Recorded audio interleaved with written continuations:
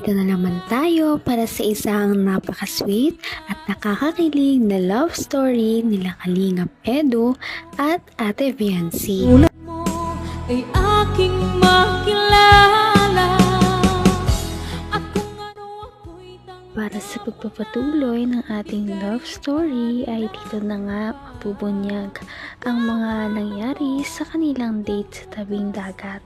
Napaka-romantic nga ng kanilang date dahil ang weather ay perfect lamang sa pagkagala, hindi masyadong mainit at hindi rin naman masyadong paulan na. Kaya medyo nag-enjoy din talaga silang dalawa kahit na simple lamang ang kanilang date. Dito nga sa kanilang date ay medyo napapansin ni Kalingap Edu na medyo dumadaldal na daw si Ate Viancy kapag kasama siya. At yun naman daw ay dahil talaga kay Kalingap Edu. Kaya unti-unti na daw nagbabago si Ate Viancy.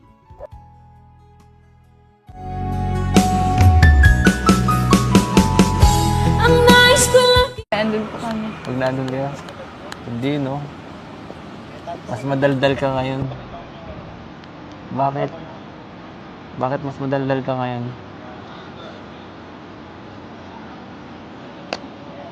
Dahil sa inyo. Ano ba meron? Anong meron sa akin? Dandal niyo po eh. Mas relax ka sa akin. Nakaka-relax ako. Nakaka-relax ako kasama. Mas parang pares tayo ng ng vibe. Pares lang tayo kaya siguro nagkakaunawaan tayo. Nagkakaunawaan ang ating damdamin.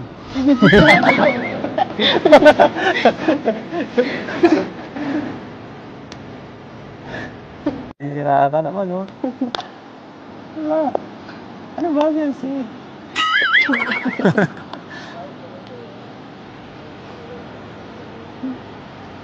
Ano, titingin na tayo ng ibang tao.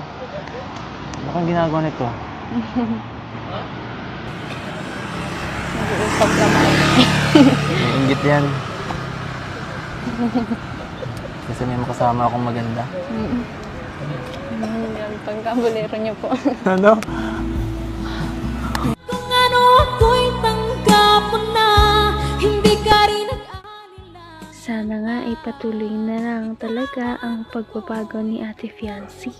Sana ay unti-unti na talaga mag-build ang kanyang confidence at hindi na siya mahiya kapag kausap si Kalingap Edu. At sana nga ay mas lalo na talaga silang maging close.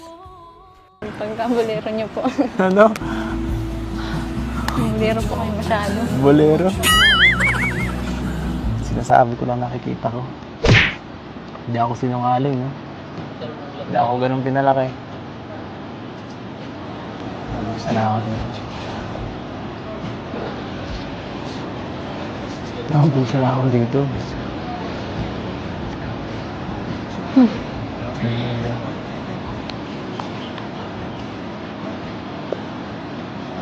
Tumingin ka kaya dito.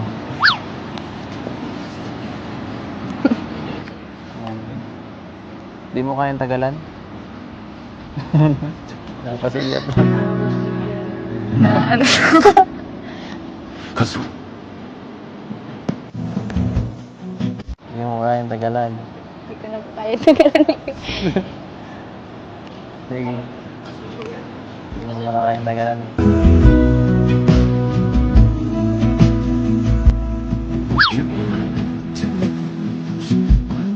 Uy. Pasulyap yun, ah. Nasulyap.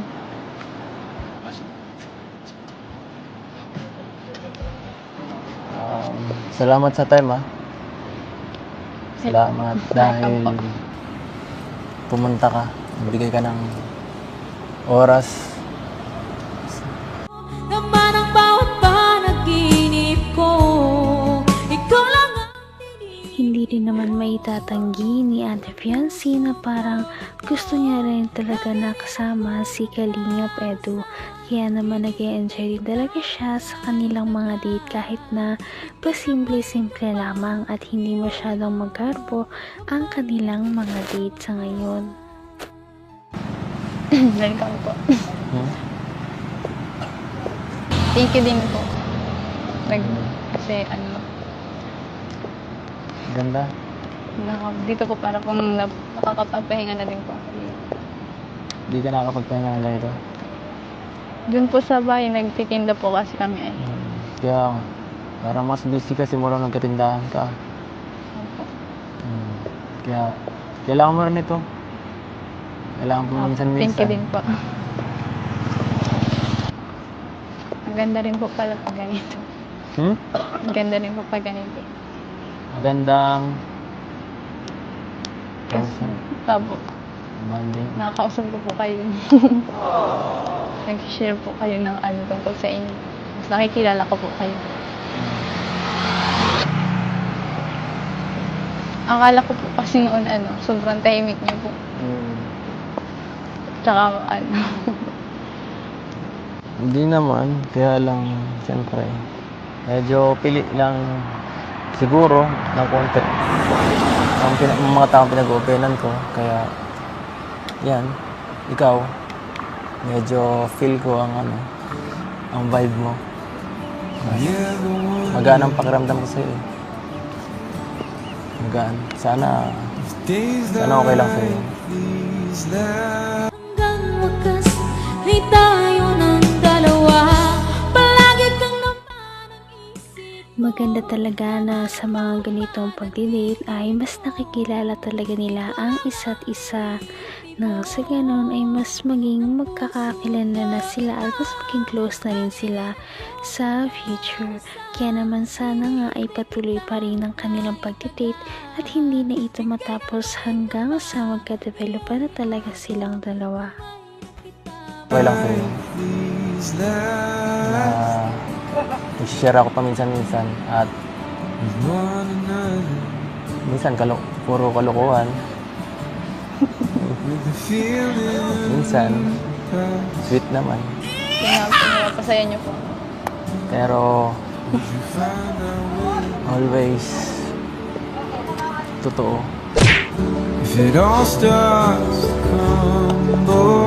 Sana, ikaw din. Pwede mo na, maging open ka rin.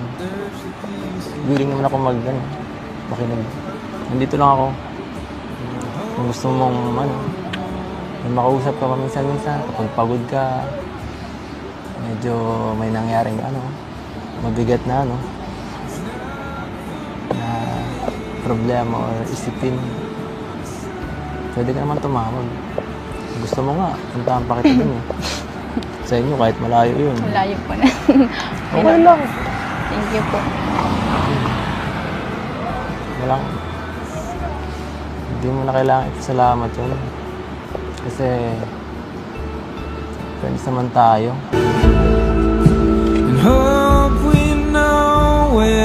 Thank you din po kasi simula po nung una tahimik po talaga. Ngayon Ngayon, Napakarami talagang nalaman ni Ate Fiancé sa ugali ni Kalingap Edu sa date nila na ito. Kahit na simple lamang ay mas naging magkakilala silang dalawa. Ganon din naman si Kalingap Edu ay mas nakilala niya rin talaga si Ate Fiancé kung ano ba talaga ang kanyang tunay na ugali. Kaya naman sana ay magkaroon pa sila ng ibang date. Napaka-sweet talaga nila at napakabait ng tambalang ito kaya maraming sumusuporta. Kaya naman sana ipatuloy natin silang suportahan at mahalin si Fiancé, si Kalingap Edu at ang Kalingap team. Yun lamang at maraming salamat sa panonood. Abangan natin kung magkakatuluyan ba talaga si Kalingap Edu at Fiancé. Hanggang sa muli! Bye! Ngayon'y abot